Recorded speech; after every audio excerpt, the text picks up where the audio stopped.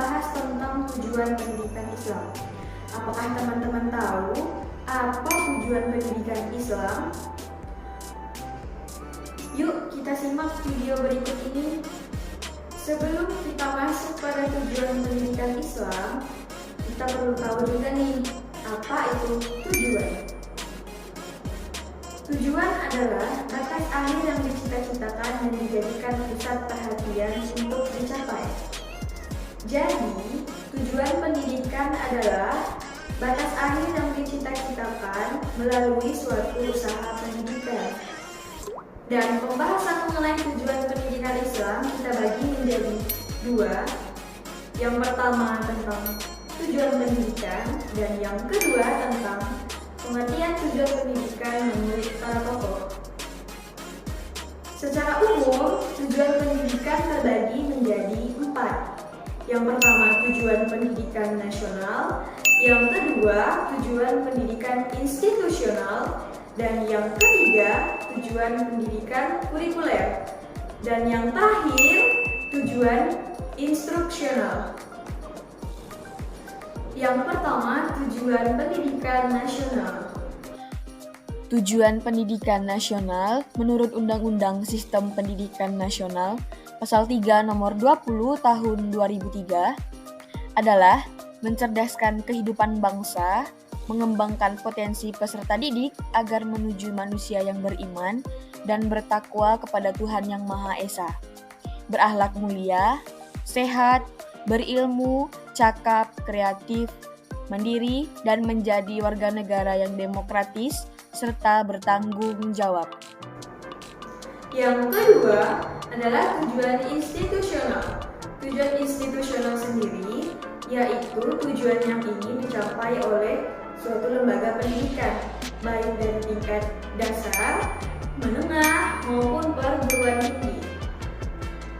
Contoh dari tujuan institusional, yang pertama, menyiapkan peserta didik menjadi anggota masyarakat yang memiliki kemampuan akademik dan profesional yang dapat menerapkan, mengembangkan, atau menciptakan ilmu pengetahuan agama Islam, ilmu pengetahuan dan teknologi, dan seni yang bernafaskan Islam.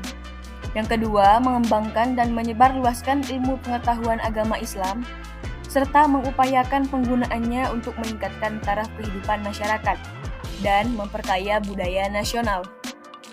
Yang ketiga yaitu tujuan kurikuler. Tujuan kurikuler ini adalah tujuan yang ingin dicapai oleh mata kuliah, mata pelajaran, atau bidang studi tertentu. Tujuan kurikuler dalam pendidikan Islam yakni mahasiswa memiliki wawasan dan pengetahuan tentang konsep dasar dan sistem pendidikan Islam.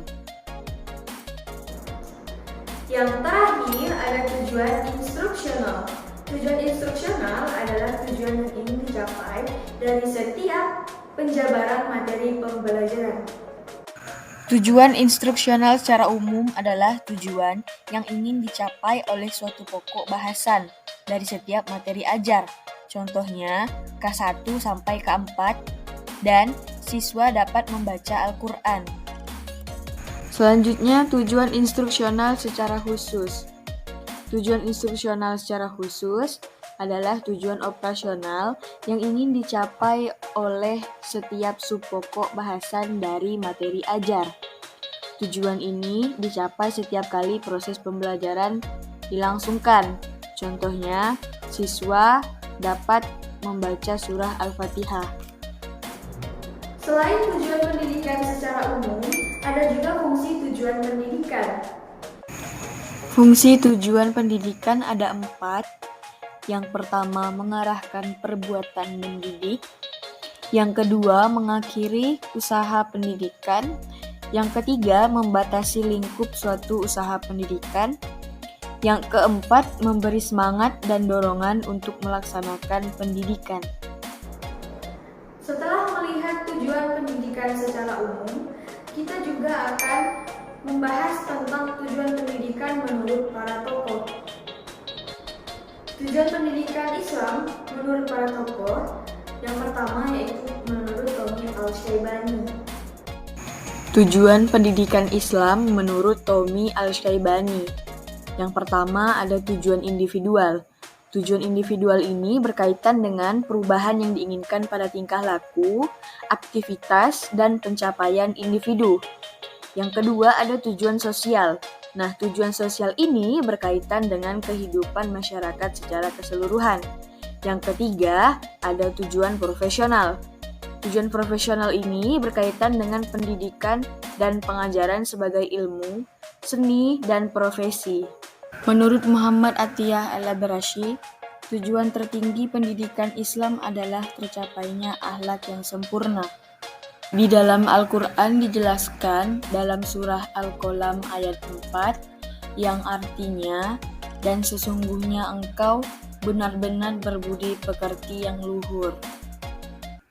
Menurut Abdurrahman An-Nahlawi, tujuan umum pendidikan Islam adalah menjadikan manusia sebagai abdi atau hamba Allah.